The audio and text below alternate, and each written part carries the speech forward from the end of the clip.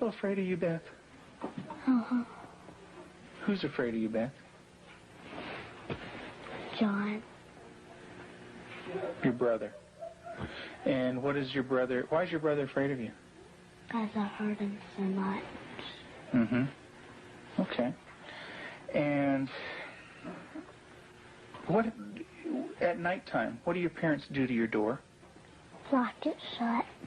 Why do they lock it shut? Because they don't want me to hurt John. Right. And they're kind of afraid of hurting John? Of you hurting John? Mm-hmm. Okay. Are they afraid that you might hurt them? Yep. Would you, Beth? Mm-hmm. When would you do it?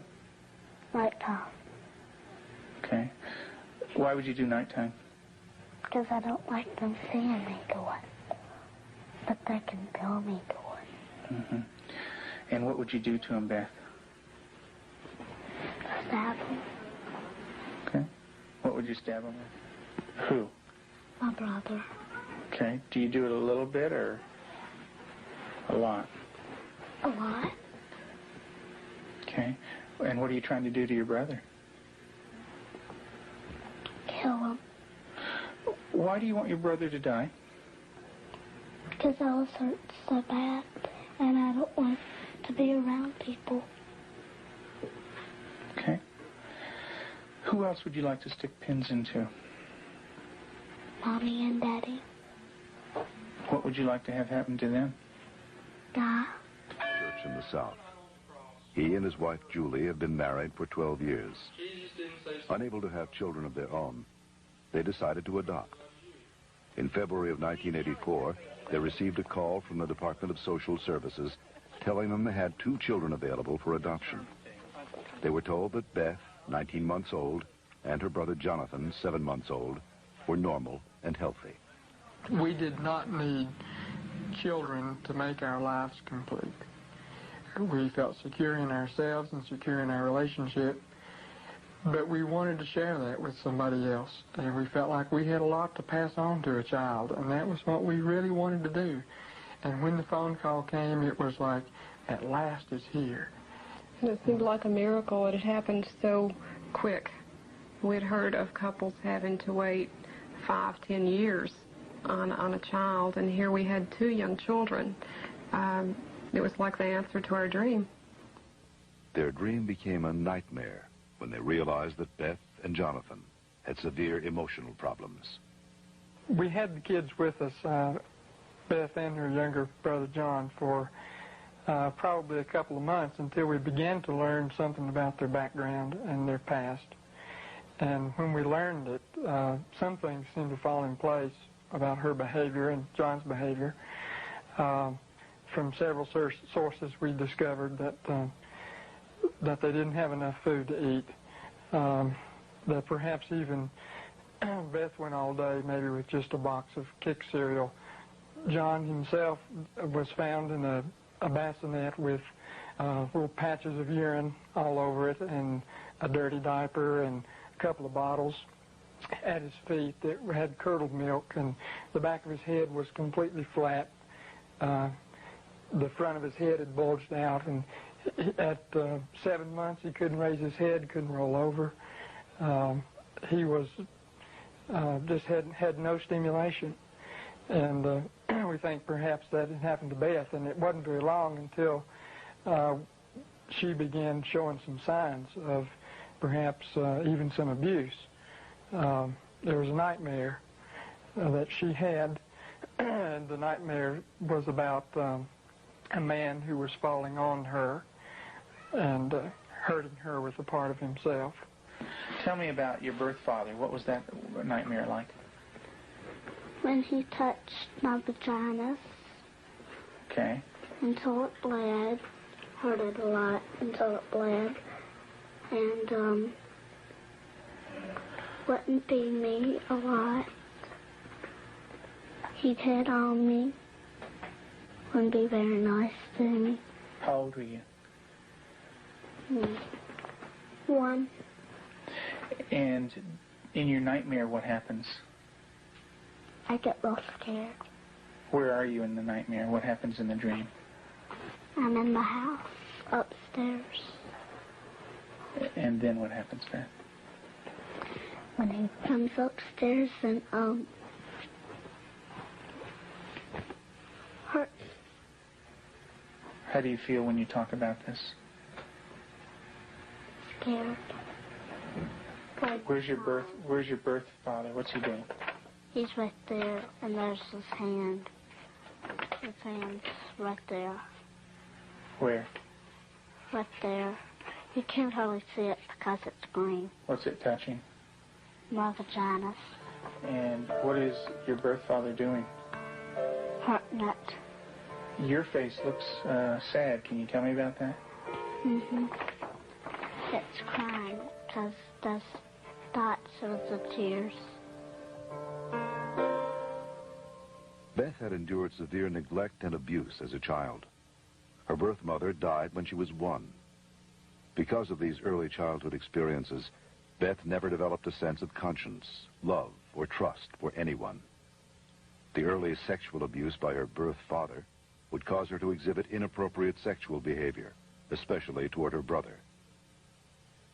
Does your brother have private parts?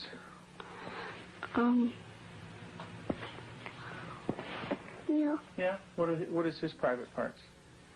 Penis and butt. Mm-hmm. And what do you do with your brother with his private parts, Beth? I heard it. Tell me about it. What do you do? Now, I pinch it, squeeze it, kick it. When you do things to your brother's private parts, what does he say? Stop. Okay, tell me that. Well, he says stop, but I don't stop. Do you hurt him? Mm-hmm. A lot. Okay. And would you like to do that to other boys? When I caught her with Jonathan one morning, she was molesting him. He was crying and his pants were down, and I said, Beth, what's happening? And she said, I pulled his penis and put my finger up his anus. And I said, didn't he say to stop? And she said, yeah, he did. And I said, did you? And she said, no. Have you ever rubbed your private parts? Mm-hmm. Do you do it a lot? A lot. How much do you do that?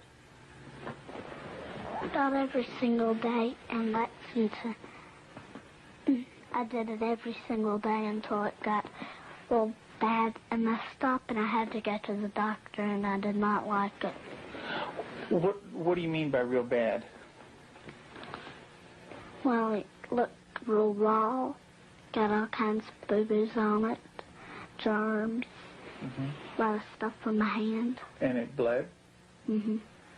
She started to masturbate at inappropriate times.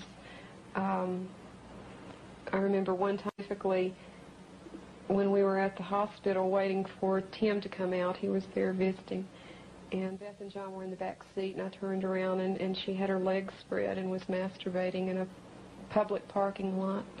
And I had tried to explain to her numerous times before that that's private area. You don't do it in public places. And gone over that with her, and it never seemed to faze her. And Julie, how often would your daughter masturbate? daily, constantly. Do you have animals, Beth? 4 of them. Can you tell me their names? Clyde, Shuggy, Darcy, and Annie. And Daddy said a day ago that there was a stray cat who did not have a home, so Daddy was taking care of it and took it to the vet when he had his flight to go. And what do you do to the animals, Beth? Stick them with pins. Do you stick them a little bit or a lot? A lot. What are you trying to do to the animals, Beth? Kill them. What do they do when you stick them with the pins? Well, Annie cries. She's a dog. She got baby birds down out of the nest, and we thought maybe she was just curious.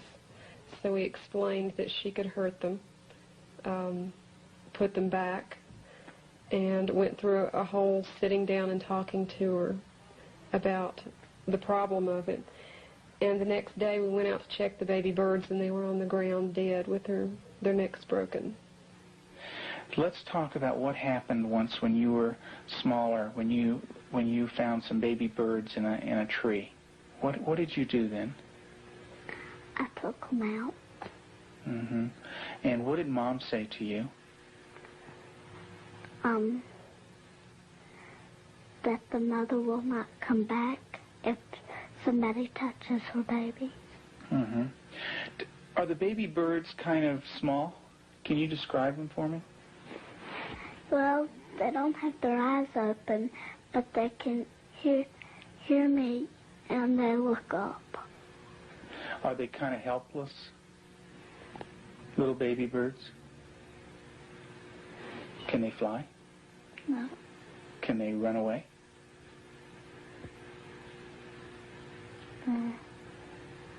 Yes. They can? Are they easy to catch or hard to catch? Hard. Yeah. Well, it's hard to remember. With the baby birds, what did you do? Took them out of the tree. And what did you do with them? Played around too rough. Also, when at the end, I picked it up and I thought it was Dad, and I came to say, Mommy, is this bird dead? And she said, she called Daddy and said, Tim, and Daddy came and, I think I remember that they said yes. Mm-hmm. And so did the little baby birds die? I don't know. You don't remember? I just remember that I remember that Mommy and Daddy said the last bird we got was dead. Mm-hmm.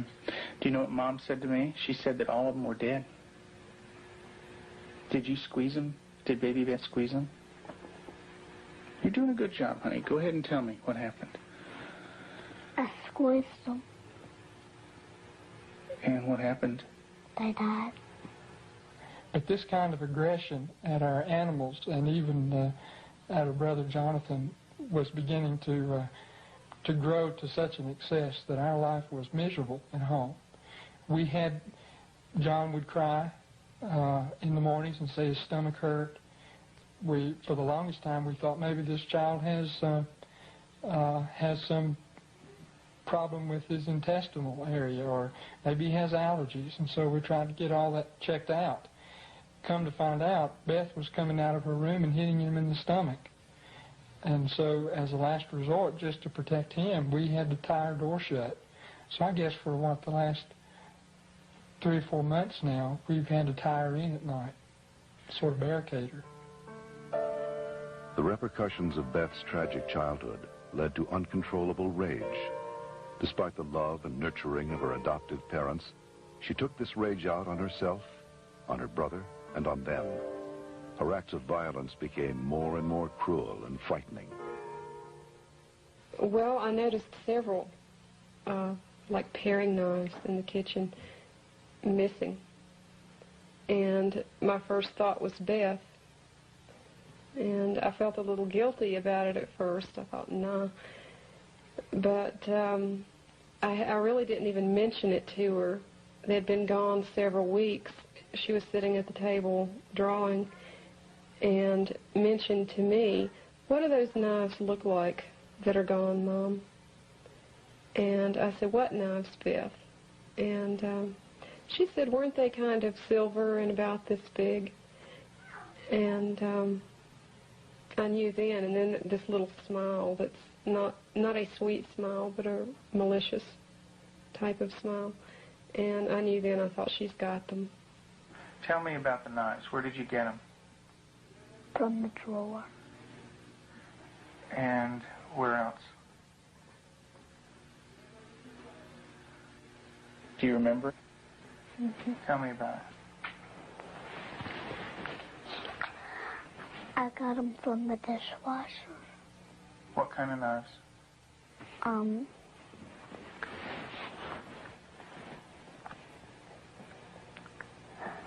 Big sharp ones.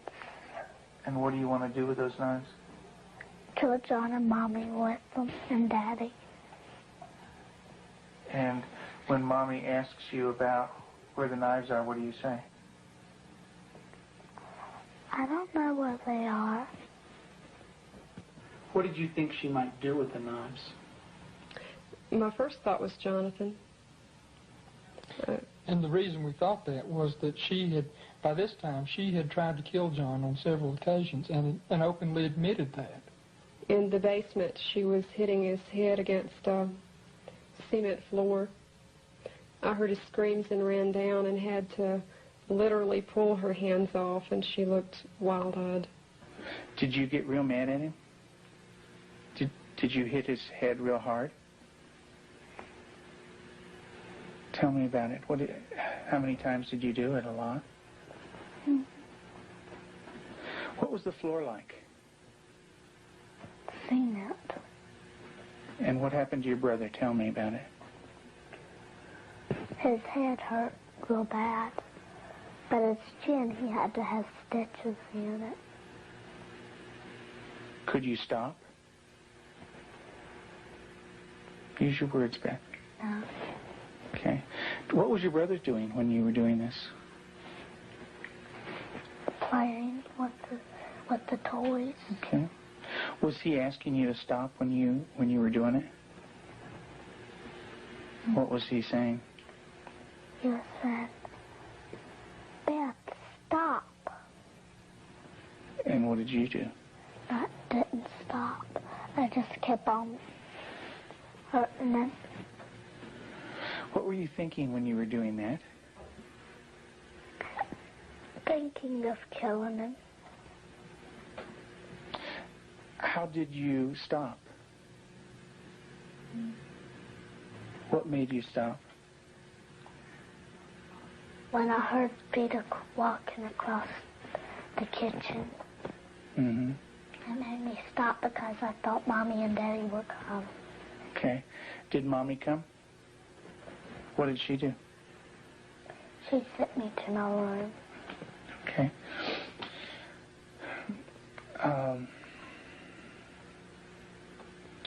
And what if Mom didn't stop you? What would you have done? Kept on doing it. And what about... After evaluating the extent of Beth's psychological problems, Dr. McGidd felt that for the well-being of the family, Beth needed to be temporarily separated from them. In April of 1989, her parents brought her to a special home with an expert at raising children with early attachment disorders, especially children who are dangerous to themselves and others. I have children that have killed numerous times. Cold-blooded family members, neighbor children killed them. And they can do it. Makes my blood run cold just thinking about 9 years old. People don't think a 9-year-old is capable of cold-blooded murder, but they are. That attachment break does severe damage to the heart, the ability to care and the ability to love. If they don't care and they don't love, they're capable of anything. We're very strict about everything. Everything is completely monitored. We take complete control because a child who's unattached does not trust. And because they don't trust, they don't allow anybody to be boss of them. So we take complete control. They are not boss of anything. They have to ask to get a drink of water. They have to ask to go to the bathroom. They have to ask to leave our sight. Part of that is because we cannot trust them because of the damage that they've done before. Beth, would you like to say grace, please? Dear Heavenly Father, thank you for this good day and everybody doing good. In Jesus' name, amen. Amen. Amen. They believe that they're evil. They believe they're from the devil. They believe that they are not a person of value. And we have to change that, and we have to build that from a child who's nothing, who's a bad kid in their own mind, to a child who's valuable and loving, and they see themselves as that.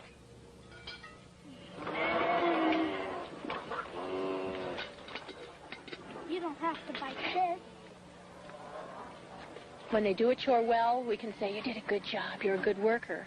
And then it just builds that self-esteem little by little so that they change the way that they see themselves.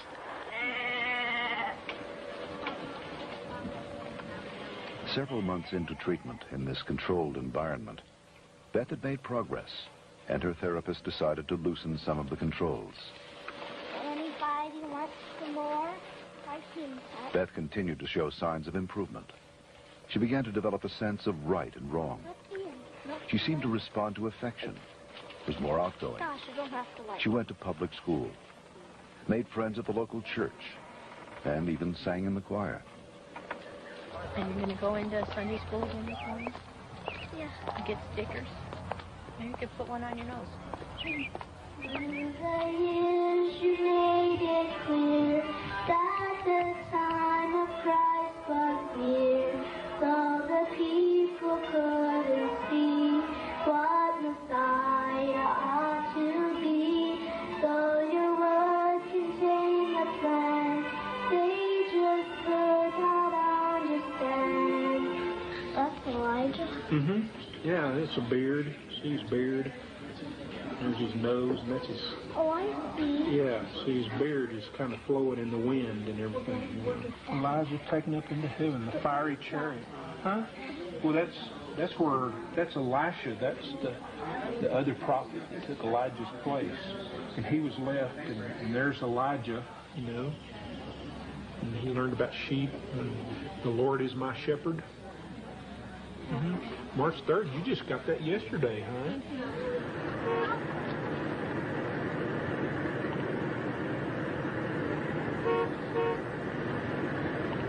In the beginning, we couldn't trust her with anything. She was locked up at night. We had alarms on the door at night so she wasn't sneaking around doing things with the other children.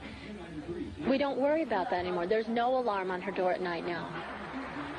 She sleeps in the same room with my own daughter, and I trust her that much.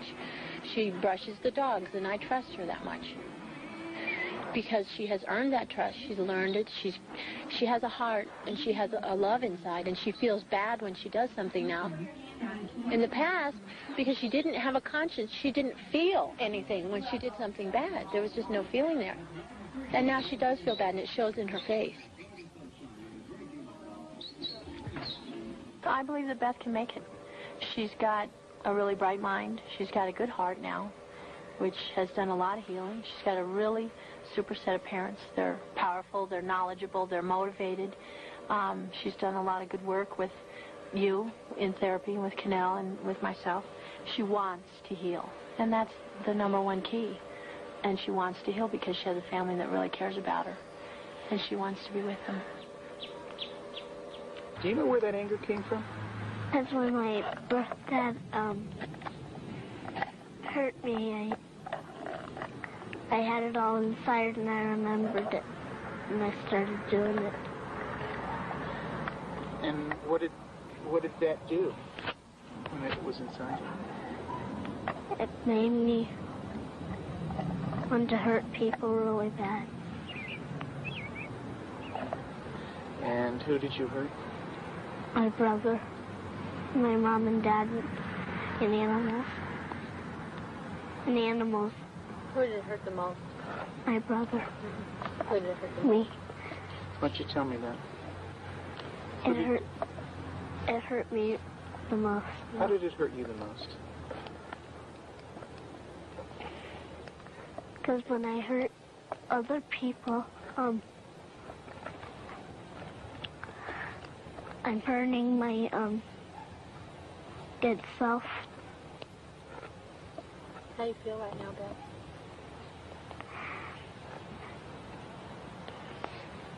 Bad. It's kind of tough to talk about, isn't it? Yeah. Beth gave her last interview for this film in December of 1989.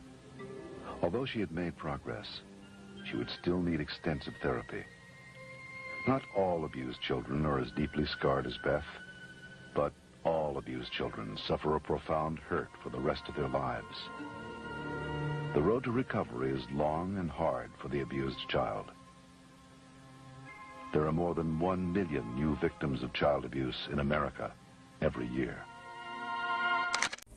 Hola chicos. chicos, te saluda Perucho TV. No olvides suscribirte a mi canal y dejarme tu like. Chao, chao.